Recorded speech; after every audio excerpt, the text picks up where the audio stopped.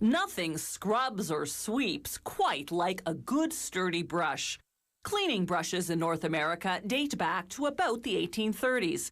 Their bristles were usually made of wire twisted into wood. Today we have many different bristle materials, both natural and synthetic. The first factory manufactures the brush block, the hardwood base that holds the bristles. It's usually made of maple, but sometimes oak or beech. After cutting the planks to the required width, they use a special wax crayon to mark lines on both sides of any cracks or knots in the wood. A laser then reads the marks, guiding a saw to cut out the faults. At the same time, the saw chops the planks into block-size lengths. The next step is called molding. A series of saws trims the blocks to the required thickness. Now they contour the pieces using a machine appropriately called a shaper. The machine revolves, running the block's outside edge against a cutting head. This profiles half the block. Workers then turn it around and line it up for a second pass to profile the other half. There's a different shaper machine for each model. This type is known as a dauber, a brush for waxing shoes.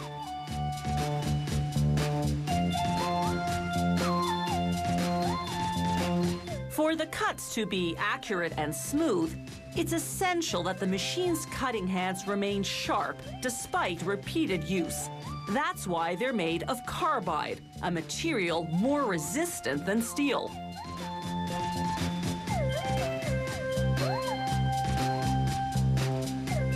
Workers run certain models against an extra cutting head to carve a groove in the block's edges. The groove gives your hand a better grip on the brush. These 6.5 by 60 centimeter blocks will become push brooms, those wide rectangular brooms janitors use to sweep floors. The blocks go on an automated machine that drills a hole through the middle and carves 2 grooves in the underside. These are for the steel adapter that'll hold the broom's wooden handle. Rounded push brooms sweep more easily in corners. To produce those, workers just take the rectangular push broom blocks and round the corners against a cutting head. At another factory, the blocks go onto a machine that pierces holes for the bristles using a computer-guided drill. This particular model, a push broom, needs 240 holes. It takes barely a minute to drill them all.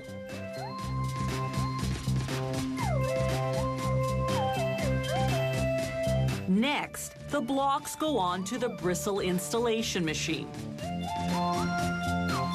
Bristles can be made of horsehair, vinyl, plants or tree leaves, or synthetics such as polypropylene.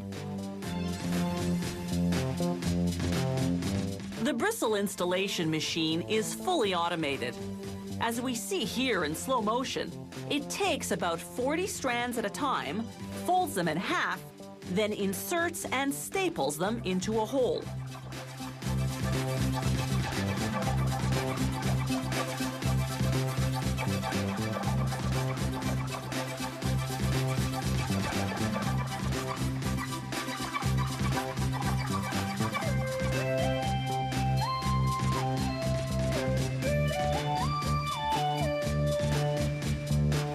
Here's what that bristling action looks like at actual speed. The machine fills 4 holes per second.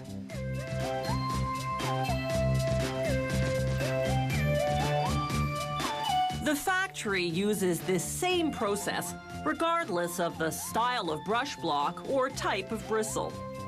Computer software guides the machinery to follow the correct pattern, making possible a sweeping array of brushes and brooms.